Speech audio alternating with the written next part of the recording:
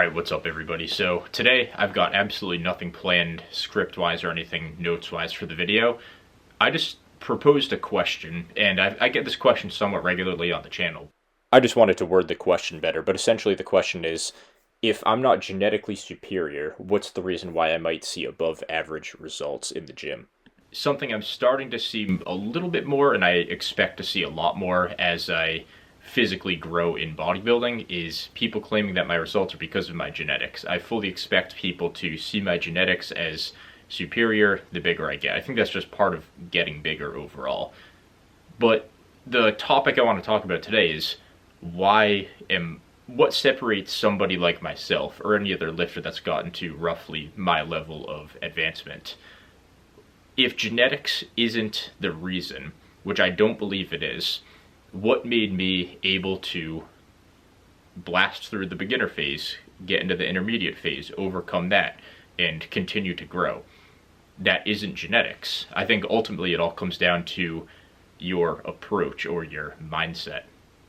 With lifting, you'll notice a lot of commonalities between people that are advanced lifters, or even people that just have like big legs, for example. There's that common saying like, big legs are the most respected because you can't get there easily. It's always going to be tough. Even if you leave reps in reserve, it's still tough. If you're doing a hack squat with 2 reps in reserve, it's 90% as hard as a hack squat set to 0 RIR to failure. They're all very hard. There's no shortcuts to big legs. Other muscle groups, you could argue maybe getting big biceps or triceps, not as hard because it's not as much systemic fatigue and whatnot, not as much of a just overall painful sensation in the process of doing that, whatever.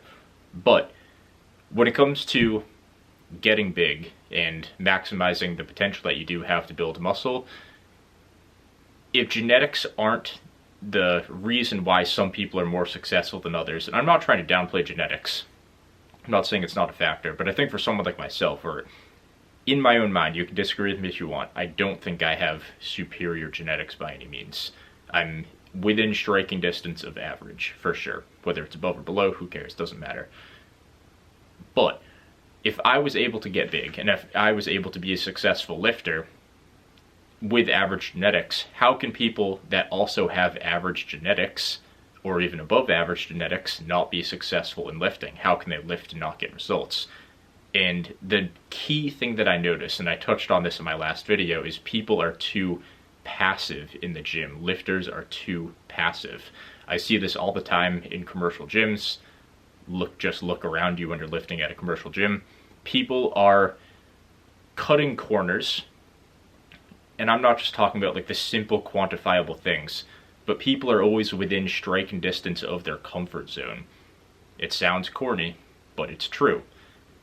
If you have a baseline of comfort that you always seek to be in, and you go to the gym, you're surrounded by things that are having the potential to take you outside of that comfort zone, but you're not mentally prepared for it. If you're not mentally prepared for it, you're not actually going to maximize the results you can get from those pieces of equipment that surround you in the gym. Like, I have a Smith machine next to me. I have a preacher curl on my right side. These are machines that I can use, that I can go through the motions on, but I'm not actually going to maximize my growth or cause any adaptations if I'm within my comfort zone as I'm using them. They're designed to be maximized, and that's why when you see somebody training hard in, say, an Instagram video or a YouTube video, so many people are just shocked by it. Like, they can't wrap their head around how someone can just train that hard. They didn't even think it was possible. And the thing that makes this tough for me to see people be so shocked and impressed by hard training is the fact that we can all do it. There's some things like natural talent or just beauty, or even like, you take height for example, like a basketball player, we're all just like shocked by their height because we can't just get tall. That's not something we can do. But training intensity and just pushing yourself and training hard is something literally every single person has the ability to do. It's a decision that you make. And people are just as impressed by effort in the gym as they are by things like height or something that's out of your control, which I don't fully understand. I think this is exposing a lot of people that don't train hard.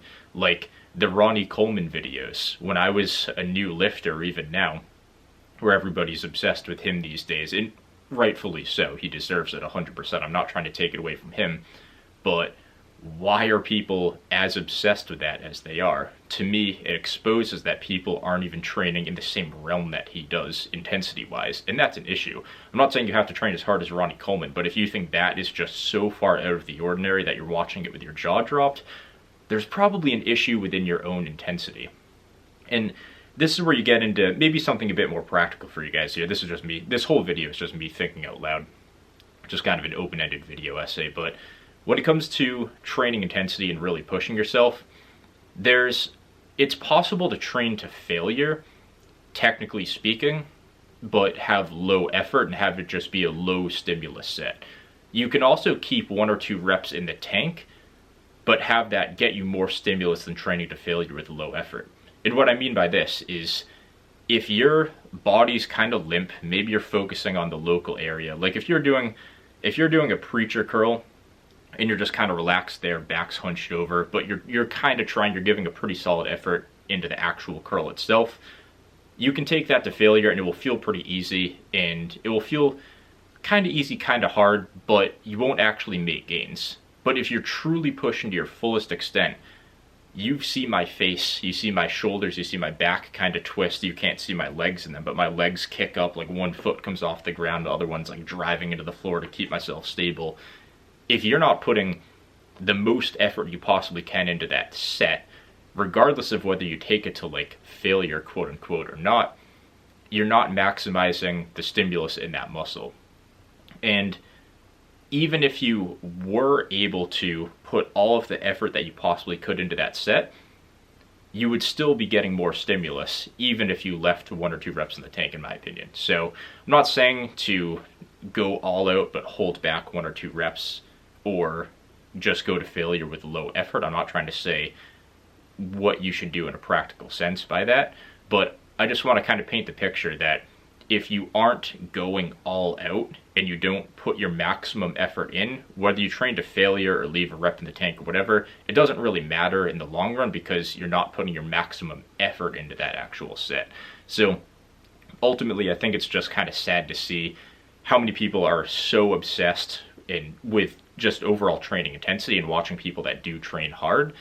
There's nothing wrong with using that as motivation, but if you think that's just so far from what you do in your day-to-day lifting, there's probably a pretty big issue in your lifting and just in your overall effort levels. And ultimately, that's just something that I think I had as a beginner.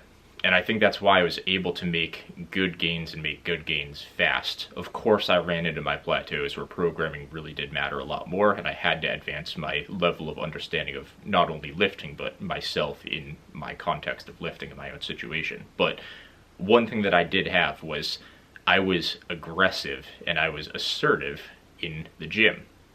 I talked about it in that last video, The Road to 18-Inch Arms, episode 11, where you have to be able to go from kind of maybe a little bit more chilled out, laid back, just who you are in your day-to-day life, to being a little bit more assertive in the gym.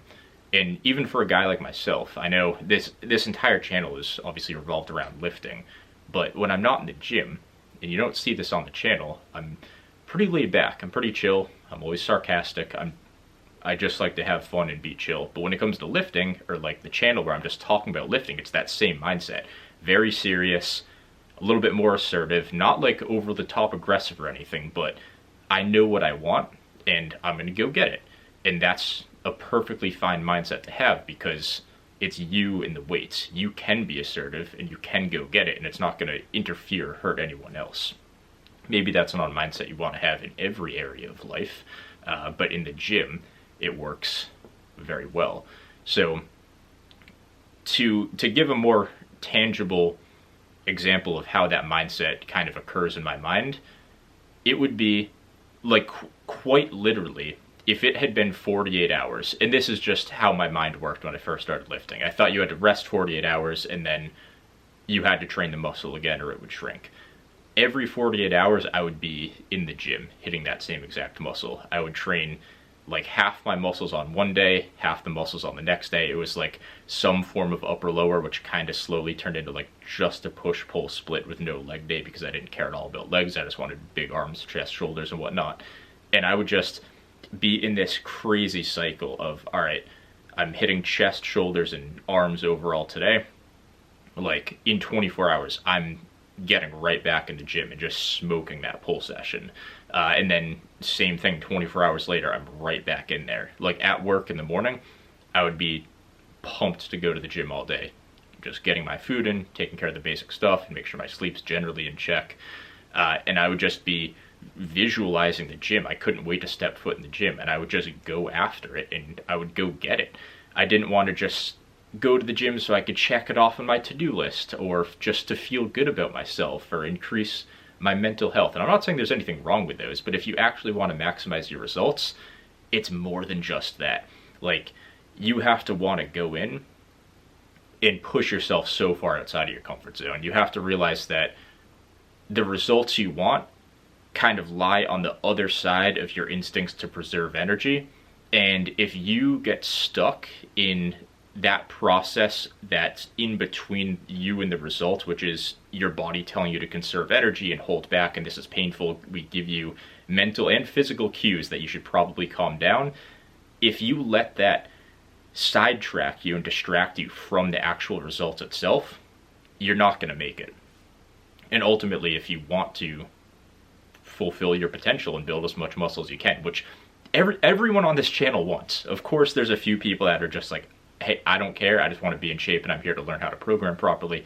That's fine, I'm not talking to you guys. But for the guys that are like myself, that truly want to maximize your lifting potential, you have to be able to step outside of your body, not literally, but metaphorically you could say, step outside your body, separate yourself from the instincts that your body gives to you, and say, this is inevitable. It's paired with the result itself, and you have to just want the results so bad that the sensations that your body gives you and the cues your body gives you to hold back a little bit, you don't even feel them, and you actually want to embrace them. Like, I used to call it, this is a little thing that I gave to myself before I even was really following the industry at all, fitness-wise at least.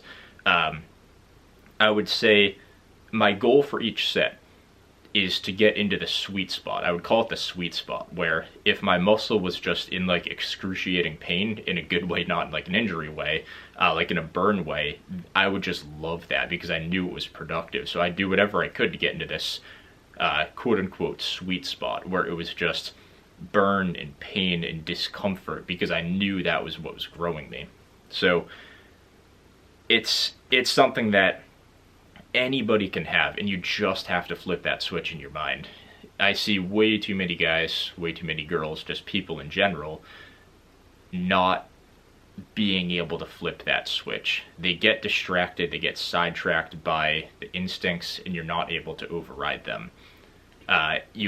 Your body will do whatever it can to cut corners. You have to separate yourself from that. You can't be going into a set and then start worrying about, oh, I'm kind of getting out of breath, this is a little uncomfortable, this fatigue feels like it's a little bit too high, the burn's a little bit too intense for me. You have to be able to see the light at the end of the tunnel in those sets, and I think that's just so important. Definitely something that if you just don't want it bad enough, I guess is the way I could put it. It's like you have to not just want it like, oh, that would be cool to have someday, but you have to realize, like, you can get results fast in bodybuilding. It's still a marathon, it's still a long-term goal, of course, but you'd be shocked how much of everybody's overall growth comes in a pretty short phase. It's pretty sporadic, but maybe when you're more advanced, it's kind of slow and steady month over month, but when you're kind of in that beginner intermediate phase, like, I grew so much so fast when I first started lifting. And again, it's not just because of genetics or because I'm anything special, but it's because I had the mindset, like, I want this so bad and I'm not going to let anything hold me back from it. So, I don't know. I've probably covered all my points here. I'll probably think of stuff after the video too, but I don't know. I haven't done like an unscripted video in a while, so I wanted to just do one of those. If you guys can relate or have any advice for anyone else in the comments, that would be cool. I'd love to hear your thoughts, questions even. I'll probably continue to do videos like this more often too. But yeah, that's all I got for today. I'll see you guys in the next one.